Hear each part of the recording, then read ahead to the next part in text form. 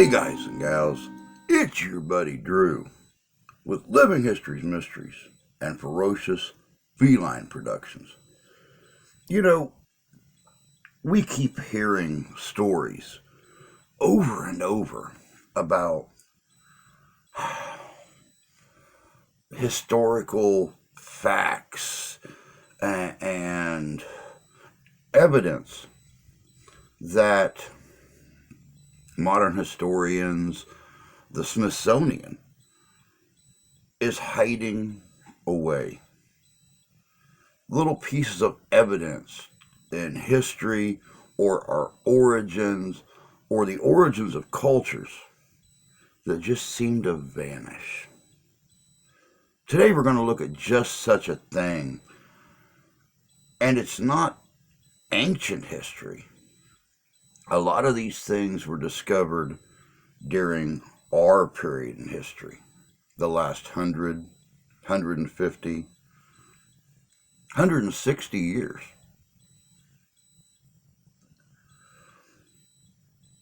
Kind of makes you wonder. But I'm going to let you decide on that. Check this out. This is good.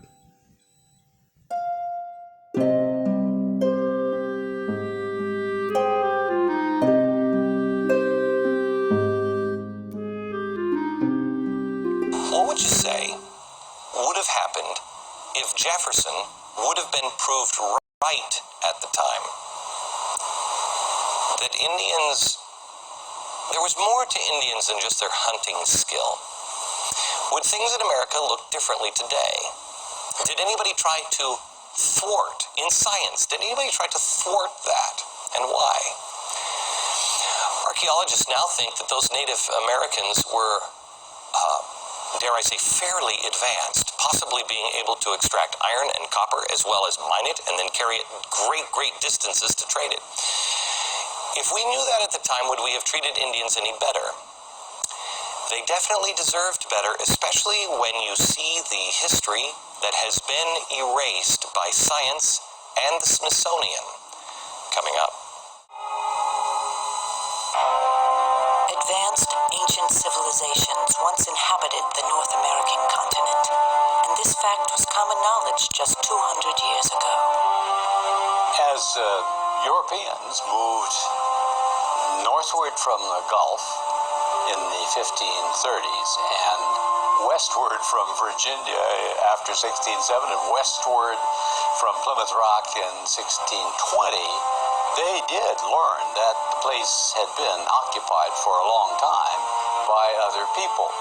George Washington saw major earthworks. The biggest architecture George Washington ever saw was created by Native Americans along the Ohio River. They were viewed by the early settlers, of course. They were so plentiful that it wasn't a surprise to have one on your property. These things were common. Oftentimes, many of them were reduced to nothing because they were used for landfill in a growing village or a town or an upcoming city. Thomas Jefferson was well aware that there were very, very big earthworks in the Ohio Valley, and he became aware, thanks to Lewis and Clark, that there were even bigger ones in the center of the continent around Cahokia and St. Louis. What were these ancient earthworks? Ancient city walls, buildings, roads, burial sites.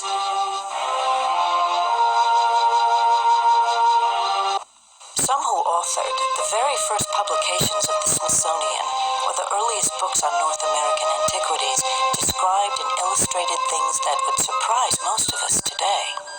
Roger Williams, founder of the First Baptist Church in America, in the mid-1600s, believed that indigenous people were not only fellow seekers, but that, quote, the Indians were probably of Jewish descent of the lost tribes of Israel. 200 years later, Roger Williams would receive an ally in Mormon church founder Joseph Smith. Joseph Smith claimed that the Native Americans were, in fact, just like the rest of us, just as good, just as valuable, and just as important as all of the rest of us. Later, many other artifacts would turn up that suggested the presence of Middle Eastern cultures in North America.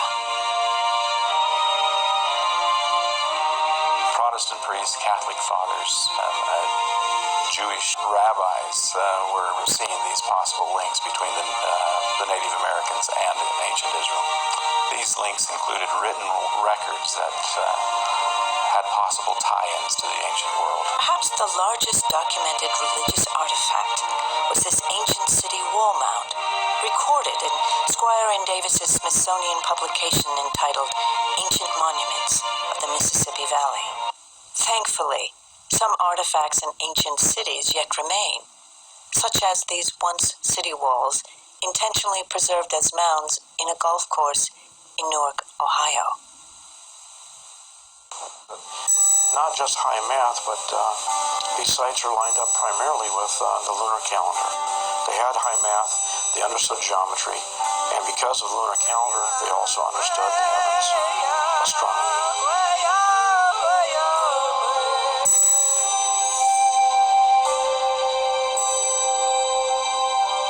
What I've learned now is just how amazing they were in terms of their knowledge of the solar system and of mathematics. This is one of the earliest maps that we found on the Newark earthworks. This is a drawing by Wyrick from 1860. David Wyrick had done the first comprehensive surveys of the magnificent Newark earthworks. The first of what came to be known as the Holy Stones was found there, and 5 months later, at the Jacksontown Stone Mound a few miles southeast of Newark, he found something even more amazing. They found one major earth structure in the center, surrounded by 12 small burials. David Wyrick went straight for the middle one with 9 other gentlemen, and they began to dig that mound down. And they uncovered it. When they did, they found a wooden coffin made out of oak. And opening up that coffin, in there was a large skeleton of a man, but also in this coffin was a little box, no more than maybe about 8 or 10 inches in size, and it was cemented shut. Wyrick and the men, while they're all there together, they pried this box apart, and in it was a black stone. They opened this box, and here was this unusual artifact. They took it to some scholars, identified that it was probably some type of Hebrew. They took it to some rabbis living in the area, and upon looking at it, they said yes, they could read it. And it was a complete rendition of the 10 Commandments. Then it wasn't until sometime in the 1900s, lo and behold, in Israel, they find, guess what? They found block-style Hebrew. The block-style Hebrew was given a name by the experts, monumental Hebrew, because of the way it was written. Long after Wyrick. After. I'm a Cherokee Indian, and so I had a moral imperative to investigate my own family history and origins, and that led me to DNA.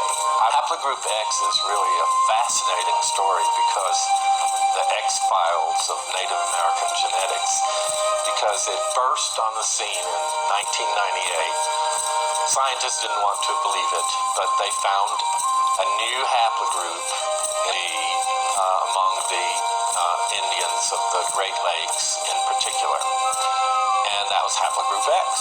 Really, the mystery of haplogroup X was revealed in a very important study by a team under Dr. Schluss, and he determined without any doubt that the origin of haplogroup X was the hills of Galilee. It was that clear. That's because where you have the greatest concentration and the greatest diversity, that's the origin. Is it true that all Native Americans came from 10 families that stumbled across the Bering Strait chasing woolly mammoths before the last ice age? I don't think mine did.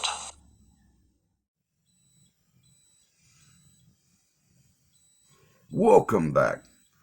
You know, it's like I was saying in the beginning, these little tidbits of history, these little pieces of evidence to the origins of of creation, of the different cultures, of the existence of advanced technology. How could a culture that was still hunting with a bow or a spear have the technology to pull iron or copper or gold or silver out of stone?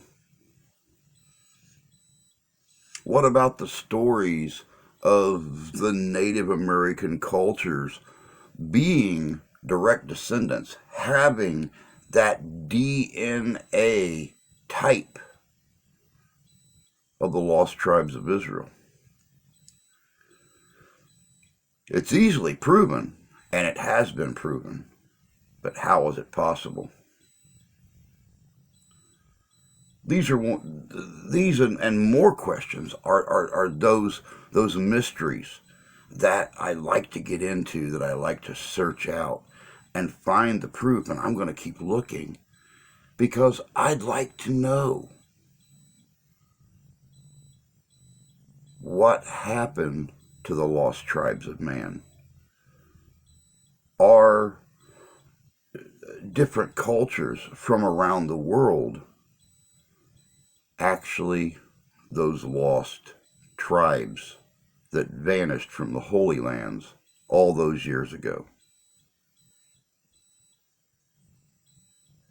But that's all I got for you today. I hope you enjoyed this little look at a few possible hidden secrets, artifacts, histories that's been hidden away.